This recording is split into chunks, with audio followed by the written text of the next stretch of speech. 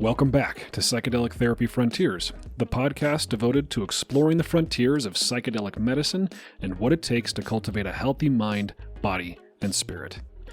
I'm Dr. Steve Thayer, and today my co-host, Dr. Reid Robison, and I get triggered. You, if you're courageous enough to listen further, might also get triggered.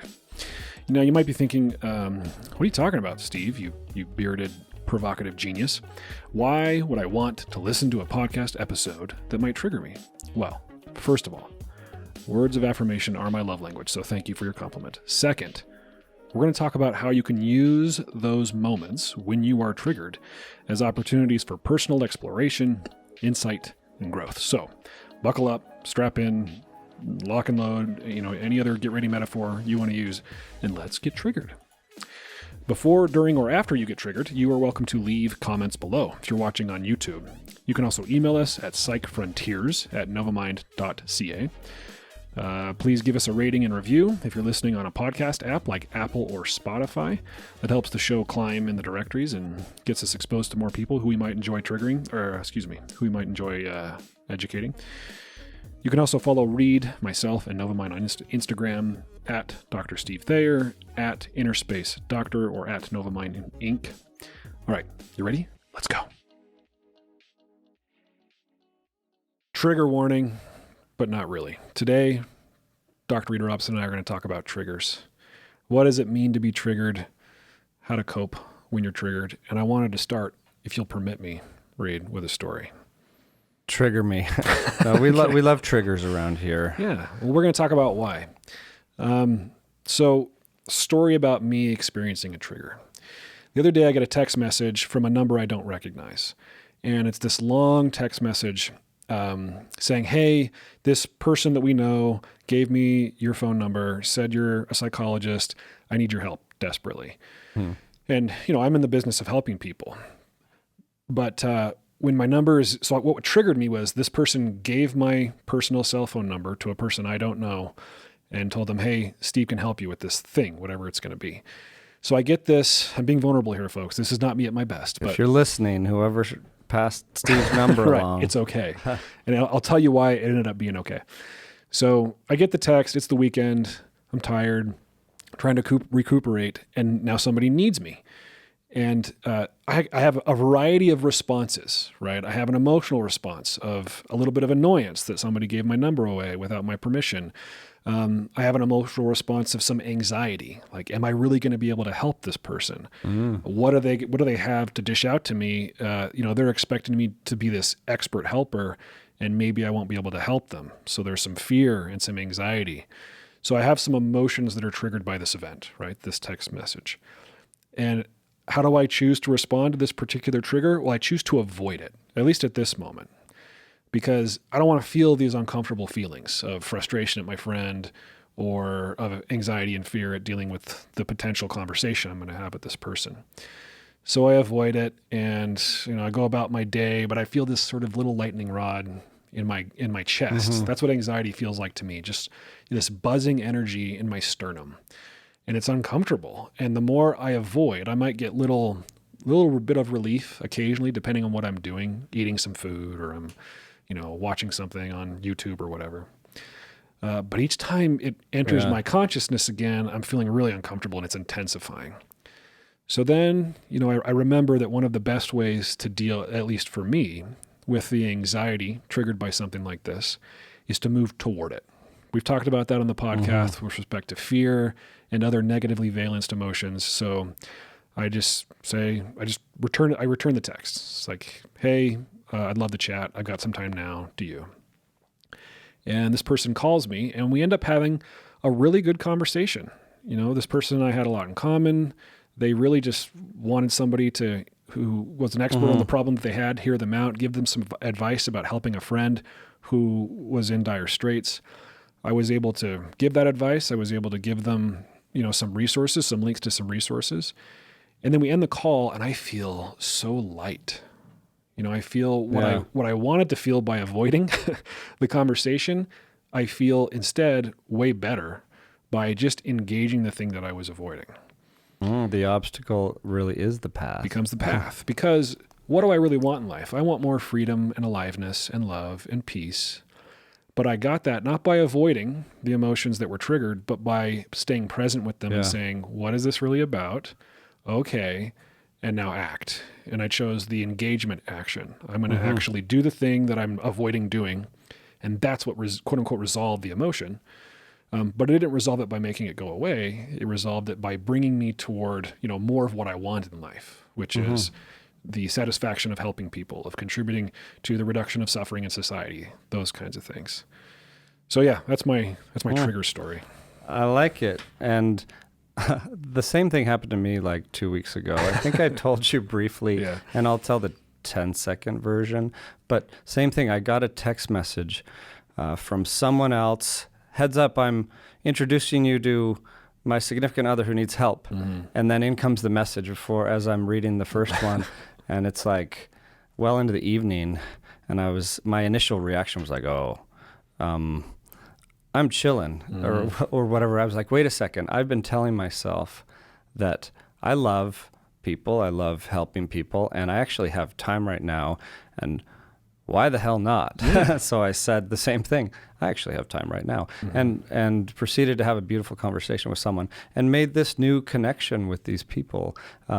Even if all I was doing was sharing my 2 cents for 10 minutes about, or even listening, just being present. So, and like you said, I love that you said you felt lighter after.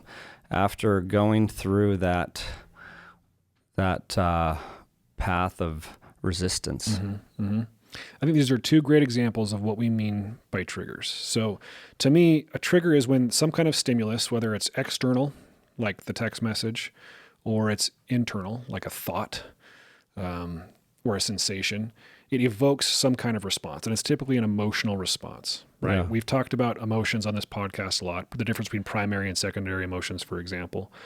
But emotions are these sort of experiential phenomena that are triggered. They sort of arise and are evoked.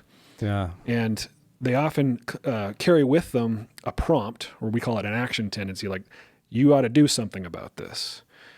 And a lot of us are held hostage by our triggered emotions because either we don't have a lot of insight into why that particular emotion is triggered, or like I talked about in my example, we're really uncomfortable with the presence of that emotion. And we've learned through bad programming, so to speak, or trauma, what have you, that instead of dealing with it, we quote unquote deal with it by avoiding or numbing or interrupting. Spiritual bypassing, even perhaps. Do you want to talk about that term? That's a term we used a couple of times in the podcast, and you hear a lot of it in sort of the psychedelic therapy world. What's spiritual bypassing? Yeah, sure. And just to back up a tiny bit while it's fresh on my mind, one of my favorite ways of looking at triggers is the saying that when it's hysterical, it's historical. I love that. So I've blown people's mind with that quote, by the way. When something elicits in you a big reaction, you or someone around you, it's just so helpful to me to remember, we just pushed a button, a very useful button, and this could be very good content for them and their healing journey, for you and your personal work. So that's a good reminder. But spiritual bypassing is kind of a term used more and more these days that just means avoidance or repressing in the name of spirituality, like avoiding anything negative, including negative emotions, saying it's all good, I love the saying from Ram Dass, it's all perfect, but you could see how you could use that to bypass the work. Right, because what he's not saying it's all perfect, never feel a negative emotion again, right? It's the negativity is also perfect because it's all part of human experience. I think in the psychedelic medicine world, you'll find people who are kind of going to one ceremony retreat after the other, or they're going to go to Sedona every week or something like that. Yeah. And they're sort of addicted to the medicine experience and not allowing, this is kind of my own interpretation of spiritual bypass applied to the psychedelic space, but you can tell me if you think I'm wrong, not allowing the work to be done, the integration work. Yeah. And that means like living life in normal conscious the normal conscious world, which is where you reside most of the time, with all your triggers, with all the challenges, with all the imperfections. Yeah. I think it's also related to what we hear called the toxic positivity movement, where, which as I understand it is like, pick yourself up by your bootstraps. It's going to be okay. Don't worry. Every lesson should be, or every failure should be a lesson, that kind of stuff, where you don't allow people to actually feel their negative feelings. Yeah, you can see how there's a fine line, because it's all in the name of this, like, kind of these beautiful teachings that might be, mistaken for an easy way out. Yeah. But there's this meditation teacher I like. He wrote a book called The Science of Enlightenment. Shinzen, and he gives an analogy in that book of consciousness and this path to kind of the supreme self as a 3-layered cake. And I've probably given this analogy before. My apologies if I've already said it on this podcast, but repetition is a good kind of trigger. It is, and we're collecting new listeners all the time. So for the new listeners, here's the 3-layered cake analogy. 3-layered cake. So we're on the surface right now of the cake. We're walking around in the icing. And when you start doing deep inner work, whether it's psychedelic therapy or a contemplative meditative practice or therapy deep dive, in that inner layer, but beneath the surface, you will likely encounter one of two things: skeletons in the closet that are scary, or interesting distractions. Like you take a medicine, say psilocybin or ayahuasca, and you see all these beautiful shapes and colors. And if you just stay there, then you're not going down to the innermost layer, which is source or the real destination. You might feel some of it. You might bask in the warm light of where you're really wanting to head, but there's a chance that your vector of transformation gets a little derailed by the spiritual distractions and spiritual materialism. It's not exactly touching on spiritual bypassing, but it's kind of a related concept I like to point out. Yeah. I'm having an intrusive thought. If we ever decide to do merch, I think something like triggers our friends to follow, or what was the term you used a second ago? If it's hysterical, it's historical. That would be a great t-shirt. I'm also thinking chop water, carry wood would be really funny. Like an image of somebody with an axe chopping at water, and then like the two like buckets with pieces of wood in them. That seems like something that would be one of those, I don't know, tests you see on the internet or social media of whether you read it right or not. Yeah, I just love mixing that up. Anyway. You love triggering people. I do. Maybe I do. Because it shows you the work. These are signposts for where you're in need of healing. And, what's interesting to me is, okay, can I offer another story? Please. Sitting in ayahuasca once upon a time in a far-off land.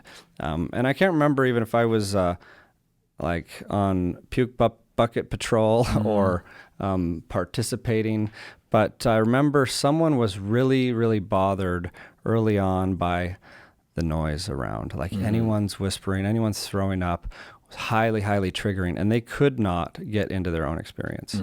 And they were just stewing in that, and it was such a striking example to me of how the triggers, the reactions, while they show us the work, they also represent like both the path to liberation, and you can kind of see why pretty easily, or we could talk about why. They're an opportunity or a big obstacle that's in the way of you getting to where you'd really like to be, this liberated place of freedom. Right. Yeah, I heard a story from a friend of mine in a meditation circle where one of the other participants had noisy clothing on. Yeah. Every time they moved, it was like vinyl or something. I don't know. Like rustling and stuff.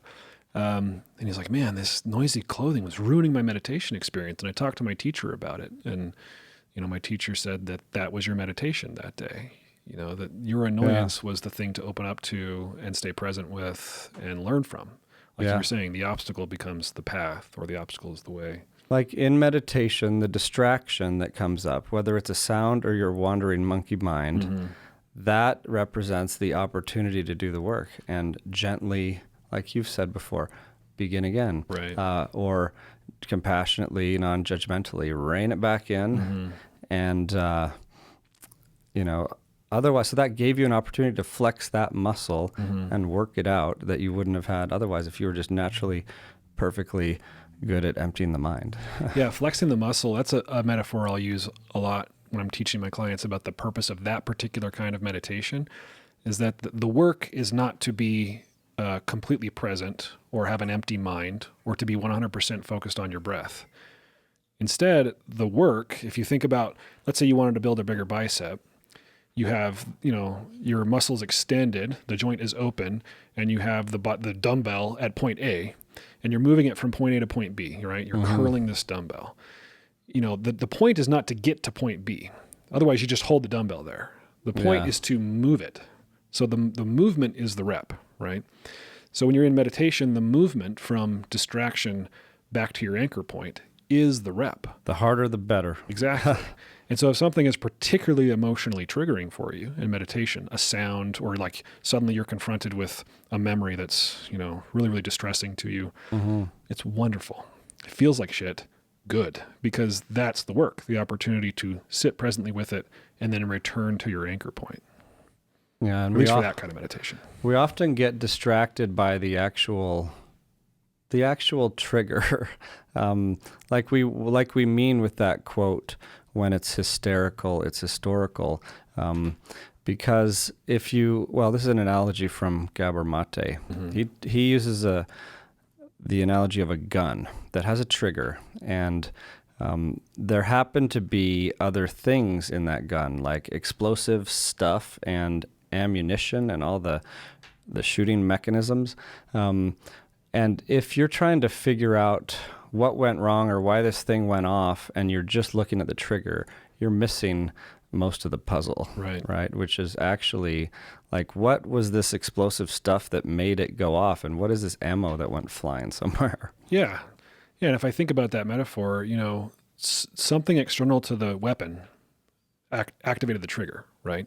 So you could spend a lot of time fretting about this thing that's external that triggered you, or the weapon. Yeah. Or you could worry about what you have access to, which is all the internal workings of the gun. You're the one with the ammo and the explosive stuff inside, even if someone pulled your trigger. Right.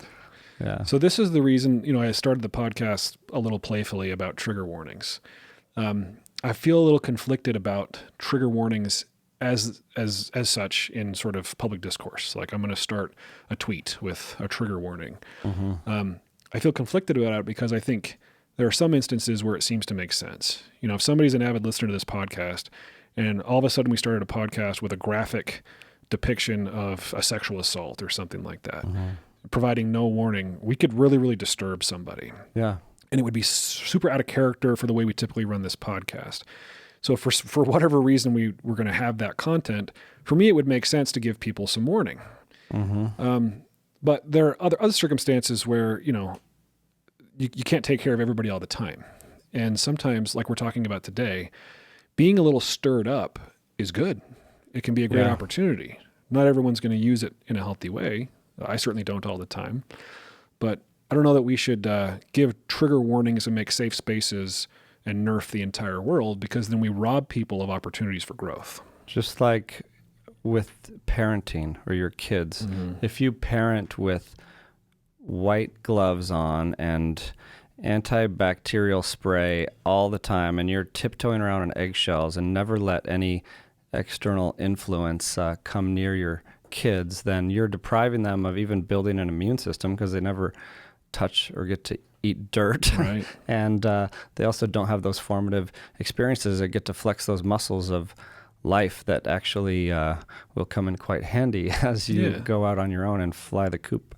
Yeah, maybe a better way of doing parenting is allowing your children to do dangerous things carefully. That's how you learn. And there's always the risk of being harmed, but that's the world. Like that's life. There's risk of being harmed. So as you were saying, if you protect them from all those risks, they don't develop the emotional immunity, actual physical immunity to the things that will do them harm. Yeah, there's this story of when Ram Dass went to India, and I just had to throw in a Ram Dass story of the day. Wouldn't be complete without a Ram Dass story. And he prefaced it by saying, I was a highly potty trained child and proper and protected from most terrible dirt and grime and germs. But he gets to India and he gets into his room and he has dysentery already. Like he's got traveler's diarrhea and then just the flies, the smell, and he just started wallowing in self-pity when he walked in this room.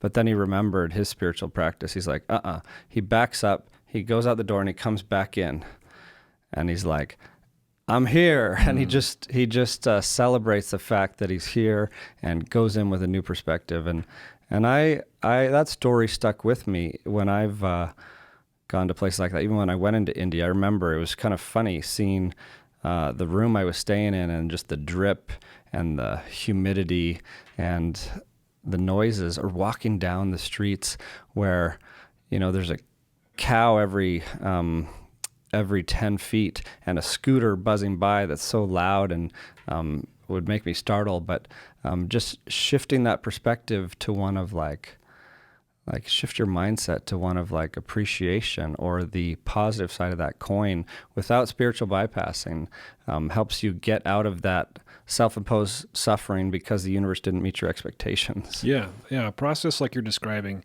is a great way to learn about yourself and grow as a result.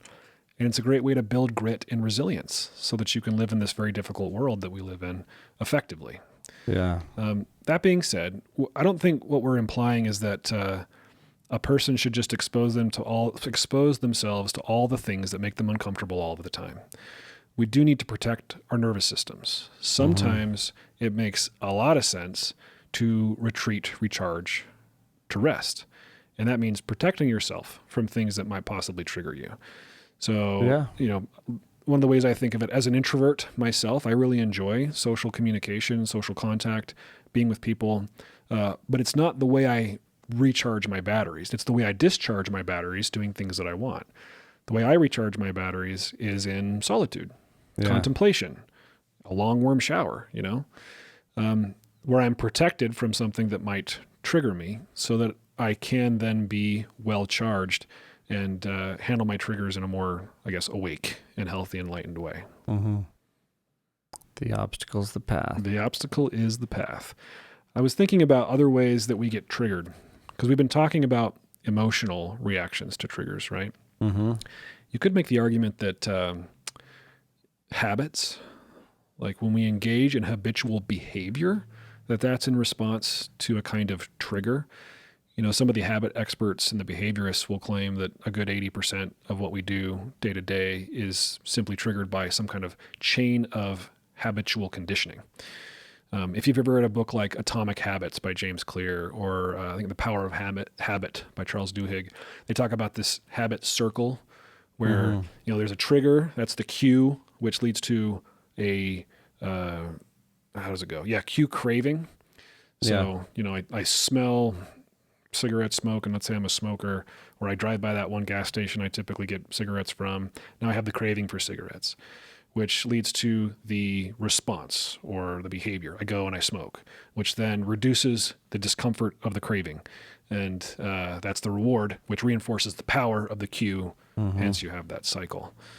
So I think it can be helpful to be thoughtful about the various ways in which we get triggered if we're going to be working with those triggers. And I like that example because I think the remedy, the work is pretty similar in the two, whether you're talking about triggering a craving in addiction work or triggering an emotional reaction. One of the approaches or one of the next steps is to sit with it or put a little bit of space between stimulus and response. And whether you're triggered and the emotional reaction is like rage and you just want to yell some mean things, remembering to sit with that and do some of this trigger work before you react, because your reaction might be a little bit out of proportion to the situation. Just like when you're triggered with a, to engage in some addictive behavior pattern or even say binge eating. One of my favorite approaches is just put some time in there, some mindfulness, or sit with that for longer and longer, using all the supports you can to surf the craving to the other side of that without engaging in that vicious cycle. So you used a lot of terms that we typically use in the addiction treatment world, right? Surfing, like urge surfing is one of those fun terms. Or sit with that is something like if you follow any therapist on social media, if you've ever been to therapy yourself, you've probably been told sit with that. Or especially if your therapist is mindfulness inclined at all, right? So what does it really mean to sit with a trigger?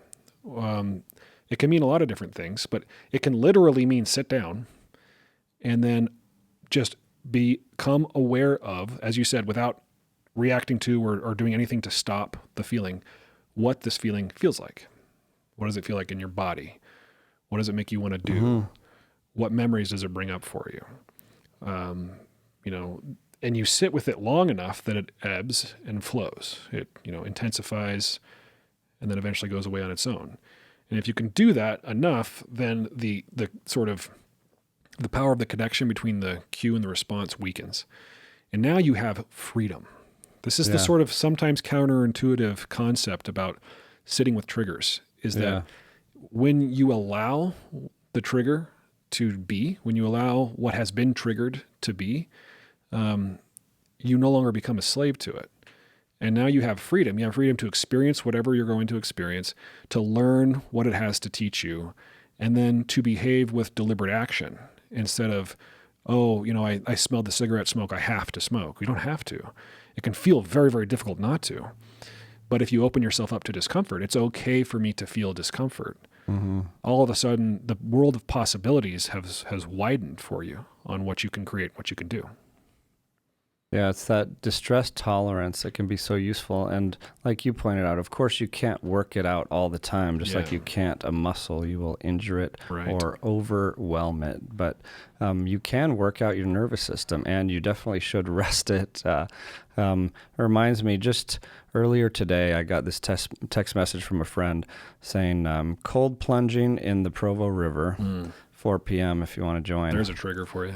I was like, my trigger was like, I'm podcasting with Steve. I can't make it.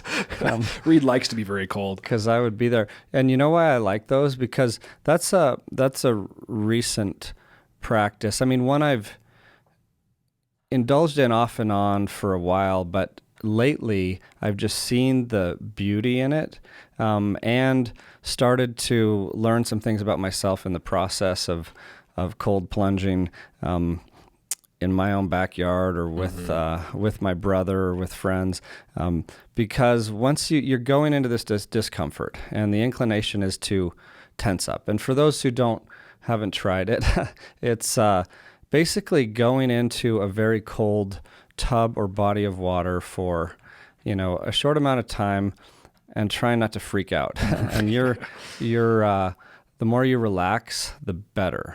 Right? Because if you start hyperventilating, it just gets worse. And that brings up so many other examples of like Sananga that we could talk about too. Yeah.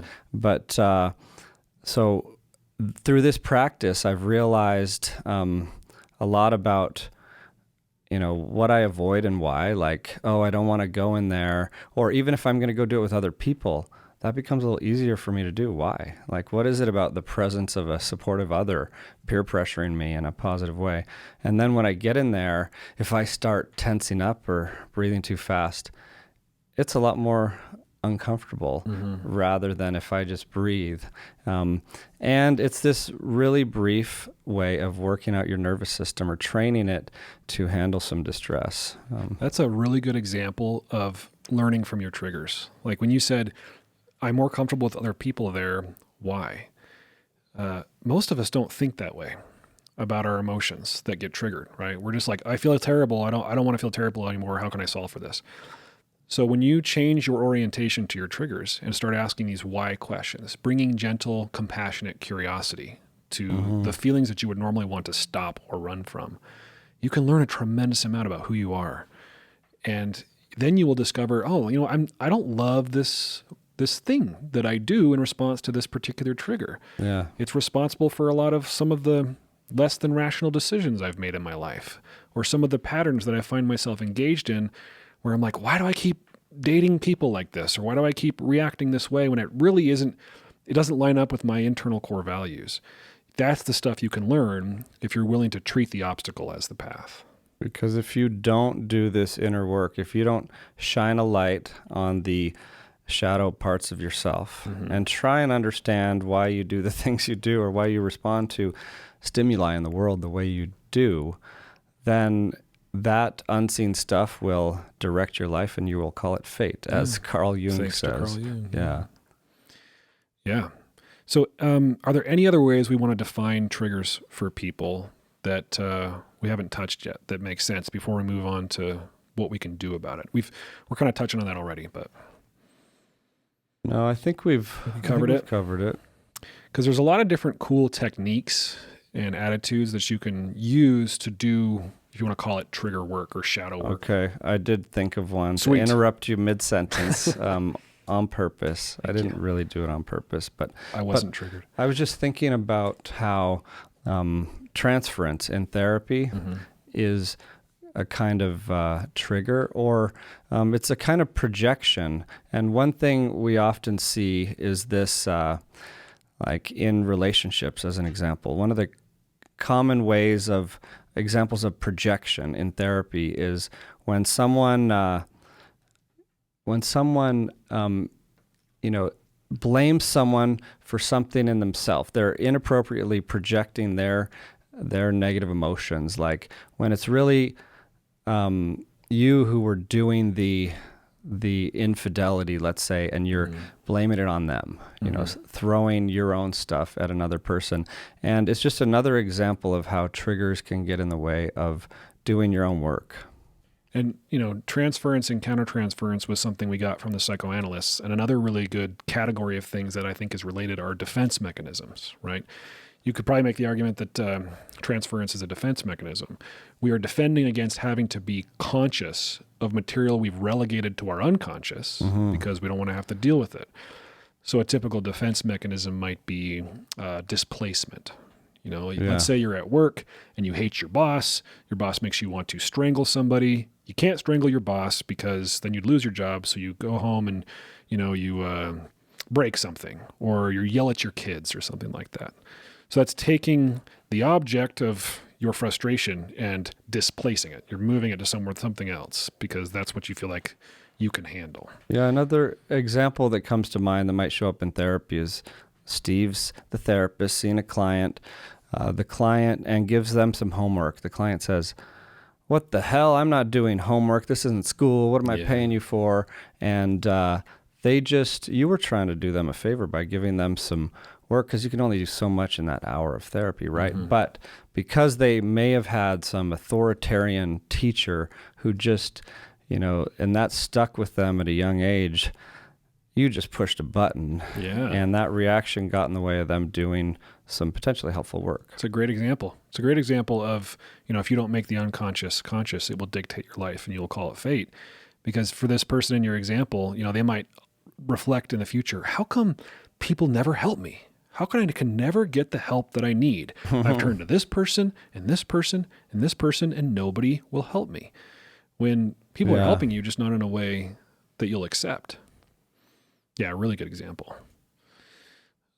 So back to your ideas of how to work with triggers. How to work with triggers. We've touched on a few things already. Becoming present to and sitting with. We talked about that. Your triggers, so that you can follow them all the way down. There's techniques that therapists will use to help people work with triggers like this. You mentioned Gabor Mate earlier. He has his compassionate inquiry strategy, which I've never been formally trained on, but as I understand it, it's a lot like our process of self-exploration that we do with some of our folks when we do emotion-focused ketamine-assisted therapy, where we're inviting people to remember, let's say, the most recent trigger that you've experienced in your life. And then you just sort of picture it, feel it, get into it. And then you ask yourself, okay, when I felt this way, what did it make me want to do? Or what did it make me feel in a deeper way? So, this person annoyed me and it made me feel unloved. It made me feel unwanted. So then you take that and you trace that back to the earliest time in your life that you can remember that you felt that way. So let's say unloved. Then you imagine a scenario in which you felt unloved. And then you picture this, let's say it was when you were 5, this little 5-year-old version of you sitting there feeling unloved. And then you imagine your adult self, your grown-ass self going there with all of your lessons learned and all of your strength. And you try to give to that younger version of you what that younger version of you didn't get. So you have this sort of loving exchange, interaction between adult you and younger you to get this trigger to soften a little bit. I think compassionate inquiry is similar to that.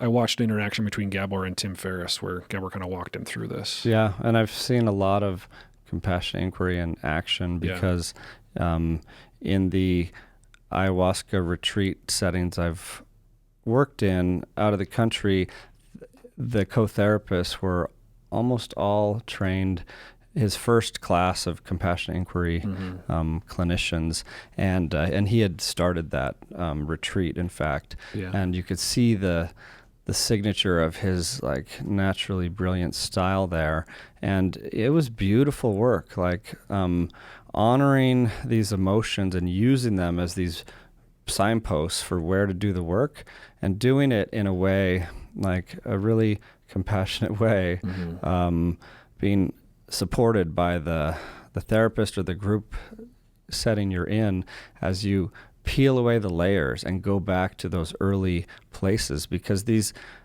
are often laid down early in life, like in the bosom of the family, in childhood, from parents especially, and formative others, and when we're in that most malleable state, and then they just show up later in life, and we don't totally remember why. Good for Gabor on the name. I think it's trademarked. Compassionate inquiry is perfect. It's a perfect sort of summary of what that process is. And if you look at a lot of the spiritual teachers over the past several decades or hundreds of years, you'll often find these methods of inquiry or self-inquiry. And another reason I like this compassionate inquiry name, like you pointed out, is because the inquiry part, I think, is a missing ingredient on the path to transformation. Like meditation, while beautiful and beneficial and important in and of itself, doesn't get you to full self-realization, self-knowledge without going deeper and deeper, this inward journey, step after step, of what is underneath the hood, or what are the unseen forces at play driving me in my life. Right. Yeah, absolutely.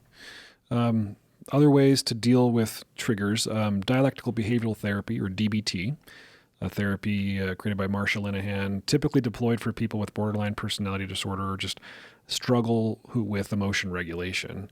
They'll deal with triggers in a variety of ways. It's a very mindfulness-based approach to therapy, and one of them is something they call opposite action. So opposite action being, you've been triggered. Let's say you're triggered and you feel really angry. So instead of immediately acting on that anger by shouting at somebody or cussing somebody out, you first stop, pause, sit with, like we talked about, the emotion, try to inquire, what is this all about, and then act in the opposite way of your anger. So as quickly as you can, think about the reasons why you love that person. Or if that's too much, imagine them as a child and the history of their lives that might have led up to this moment when they said something insensitive to you. You try to engage, at least in the case of anger at somebody, it's sort of opposite, which would be compassion, which would be love. You could apply this to anxiety too, right? To me, anxiety, we've talked about this a variety of different ways on our podcast, but the best way to handle anxiety is to run toward it instead of away from it. Anxiety is the emotion that says something bad's going to happen, run away. And you can dissolve it really quickly, in most cases, by engaging in the opposite action, running toward. Yeah, that's what we talk about. That's what we mean when we talk about like transforming emotion with emotion, or these hacks. And there are many of them, like you said. Like you can move energy just like, when triggered or when traumatized in the wild, like, Peter Levine and Bessel van der Kolk will talk about in their trauma books, when an animal is triggered or traumatized, afterwards, when that threat subsides, they may need to go out in the field and just shake it off and shake off the energy. And I've certainly noticed that in my own life, when there's an intense thing that happens or an intense dialogue with someone else. We've mentioned some of these things, like the passage of time goes a long way. Yeah. Just like pausing when something gets heated and coming back, or go on a walk, or if I go get on or do some like practice like yoga and move that energy, it's just amazing what it does to kind of shake some of that off and come back at it with a fresh perspective. Yeah. I'm glad you brought that up, because I don't want people to get the impression that we're implying you have to stay immediately present with all of your uncomfortable feelings all the time. Sometimes the thing to do is to take a break from what you're experiencing. Sometimes the thing to do is to distract. Yeah. But it's, I think, healthiest when you do what you just described. You come back to it, having, calmed down or discharged, shaken it off. Yeah. So when triggered, what I like to do is, well, one, remember to breathe. Yeah. That's key. Remember to breathe and ask yourself, and this is all brief. It can happen very, very quickly. Ask yourself, what does my nervous system need right now? Mm-hmm. Or how is my nervous system? And then you can, you can go into these other steps. And that process you mentioned, like the process of self-exploration that we do with people, clients and clinicians in training all the time, and it may take 10, 15 minutes in its full entirety. When you practice it a lot, it almost becomes reflexive. Like you can do it in real time. And what I've noticed in others and in myself is the more I practice that, and we have we can put a link in the notes to recorded ones that many of us have on YouTube or whatever. But I've noticed that it gives me either a lot of self-compassion, understanding, or towards the other who triggered me, or both, which, because you have this new understanding of like, oh, it wasn't the little trigger on the gun, like they just did me a little bit of a favor by bumping into it that set off this ammo inside of me, and now I have it on the surface that I can actually work with, and it's not unseen anymore. Right. I just had a thought about what we do in couples counseling. A lot of couples come to us because they're triggering the shit out of each other, right? And it's, if it's hysterical, it's historical. John and Julie Gottman, these couples therapy researchers, they talk about the stories behind conflict that you try to coach couples into understanding, that like when your spouse or your partner is reacting to you in a way that seems irrational or over the top, or you don't understand it, a lot of times it's not about you. It's about a history. It's about a story. It's about a story of them feeling unloved, and they're reacting to that entire history, not just to whatever you did to trigger that feeling in them. So one of the things we do is we teach people to take care of their own nervous systems, the way you were just describing. We need to take a time out, honey. I'm feeling really angry, and I'm not confident that if we kept going in this conversation that I would be kind. So let's take 24 hours. Let's take 2 hours, whatever it is. I need to go back and chill out, and then let's, reapproach this conversation. So that's a way of handling triggers, where you can take a break from it in the context of a relationship, and then come back as your best self and try to repair and understand. Yeah, and imagine if we all just inserted a pause in between everything coming at us in daily life that triggers us and how we react. The sacred pause. Yeah, things would be a bit different. Especially if in that pause we stopped holding our breath. Like you were saying, just breathe. Yeah, so I mentioned Sananga as another way of personally doing trigger work, and we've talked about it in here before, but I bring it up because I just had some of these crazy eye drops put in my eyes the other day again, and it was awesome, because this is a plant medicine that's fully legal, as a disclaimer. And also, as a disclaimer, I do not recommend that anyone run out and try this. but it's a plant medicine in eye drops that gives you a burning sensation for a minute or so after it's put in your eyes. And it's often done ceremonially, and has some benefits for like, clearing the retina, cornea, some anti-inflammatory properties or whatever. But it's used more for its, I believe, for its discomfort as a practice. Because the first time I ever experienced it, my inclination was to tense up. I even tried to sit up, and the shaman was like, she's like, grabs me by the head and says, "Oh, no, you don't." Puts my head down and says, "Breathe." And I was like, okay. And it was amazing, the difference. And that happened again when I had a Sananga experience the other day. Not as dramatically. Like, I knew not to sit up, and I didn't have the same shaman who was going to throw my head back down into the mat. Right. But I could feel myself tensing up. I could feel it getting harder to sit with as I wasn't breathing, and I was tensing. Just like when you get into a cold plunge and do that. But as I told myself, gently reminded myself to breathe, it became bearable, and I was able to ride the wave of that. It's amazing, these principles that just can be universally applied to so many things. For whatever, when you were talking about tensing, I thought about my wife giving birth. And we did something called husband coached childbirth. That's just the trademark. It could be anybody coached, but in our case, it was husband coached, where my wife decided she didn't want to have an epidural. She wanted to deliver our children without that on board. Which meant it was very uncomfortable for her. And so we went to these classes and learned basically like hypnobirthing strategies, or I would coach her to relax and to breathe were the main coaching cues. And she learned some different self-hypnosis strategies to kind of go to a happy place while her, the lower half of her body was being torn apart by our children exiting. But yeah, but it was the tension apart from when she needed to push that was slowing the birth process down, right? And you can apply that to so many things. There's lots of Buddhist principles that talk about this. What we resist persists. Our attachment to desire is what leads to suffering. Our inability to let what is be is what causes us to be unhappy.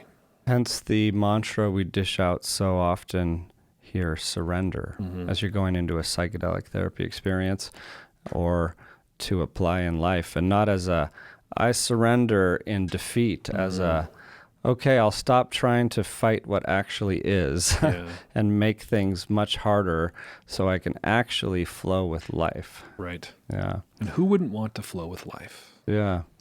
There's, it reminds me of this idea that I think straddles the fence of both like spirituality and psychology of, pain being very real. Like if we define pain as like that sensation, there's the emotional reaction to pain that creates a lot of our suffering.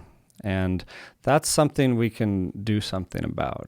You can't always change the pain, but you can certainly change or work on your reaction to it.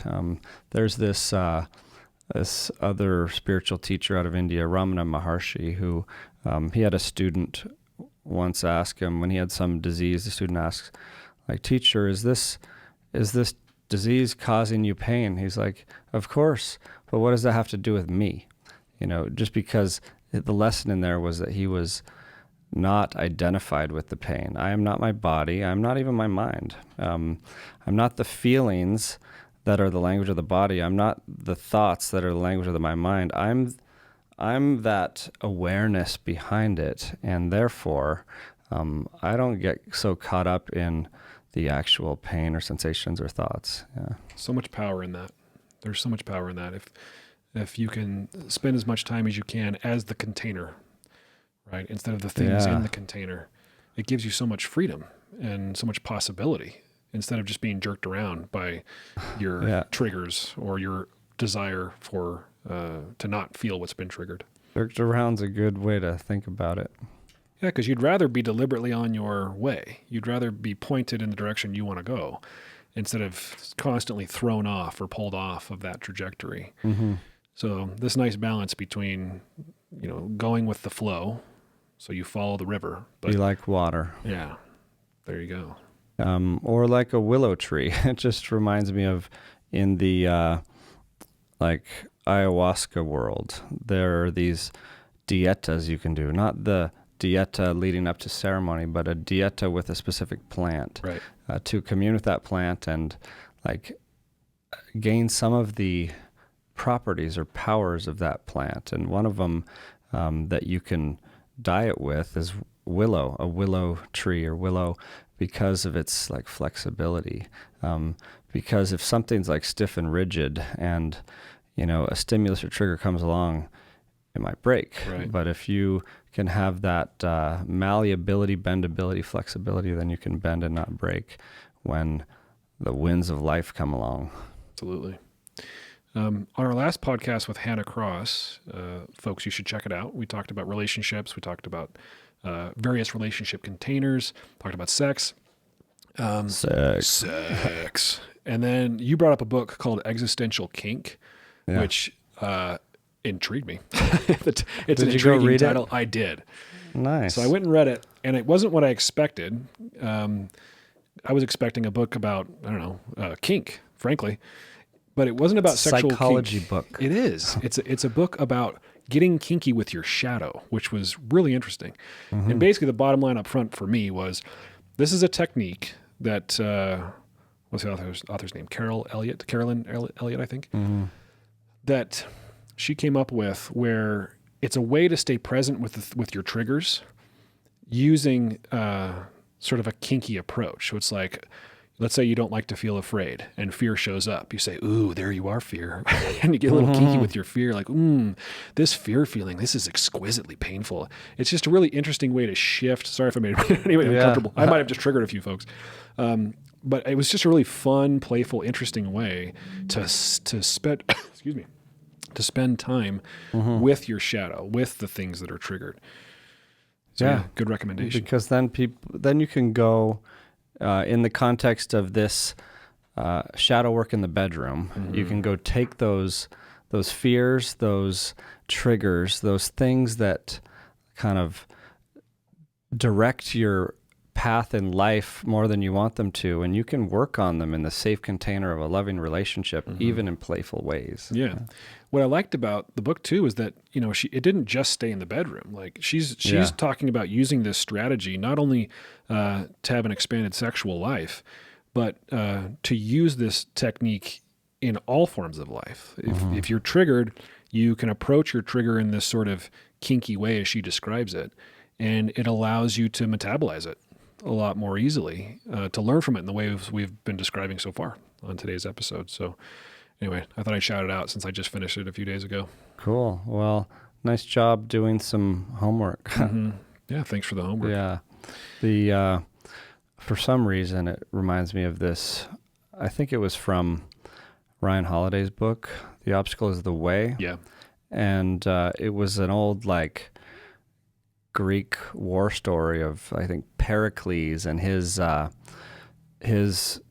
troops in this time of war when an eclipse came along. They didn't know what an eclipse was, and it got dark.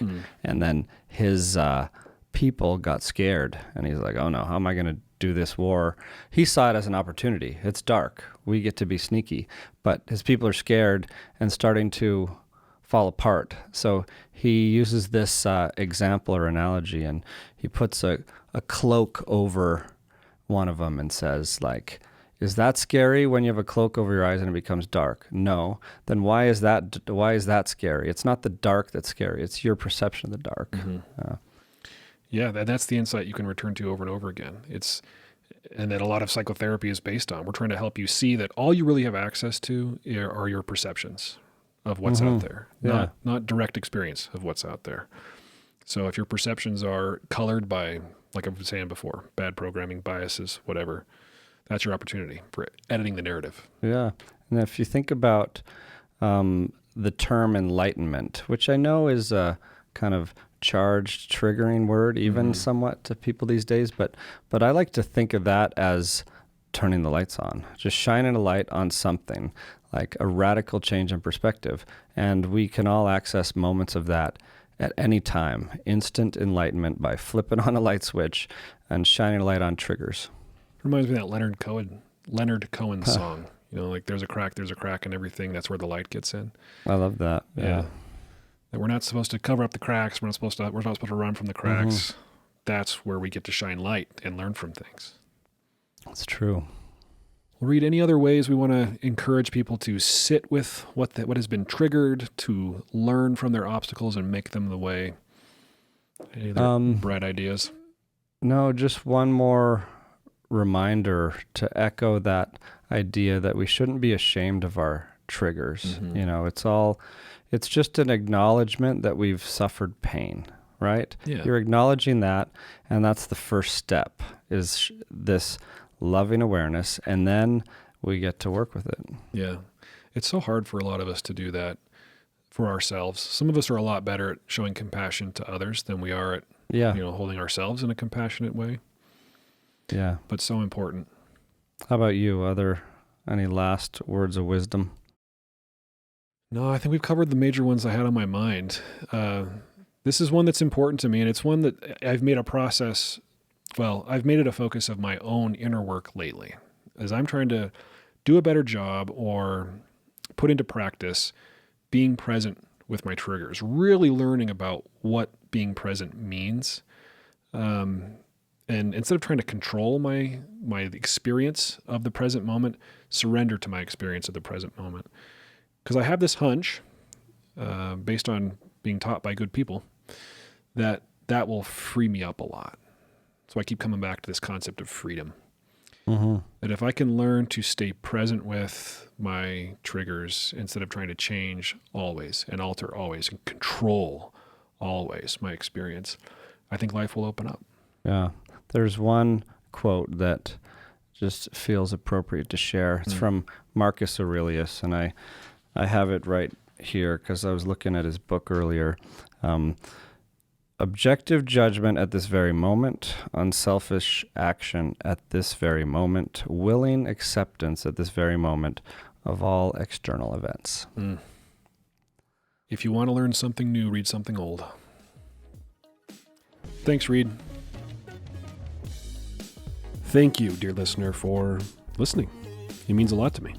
Psychedelic Therapy Frontiers is brought to you by Novamind, a mental health company that specializes in psychedelic medicine and research. You can learn more about Novamind's mission to increase access to legal, safe, and evidence-based psychedelic medicine at novamind.ca. If you like what you heard, please subscribe to the podcast on whatever platform you're using to listen or watch. Also, if you're feeling generous today, please leave us a glowing review on Apple Podcasts, Stitcher, or wherever you like to listen. If you'd like to reach out to us with questions, suggestions, scathing criticisms, etc., please email us at psychfrontiers@novamind.ca. Thanks again. The content of this podcast does not constitute medical advice or mental health treatment. Please consult a medical or mental health professional if you believe you are in need of mental health treatment.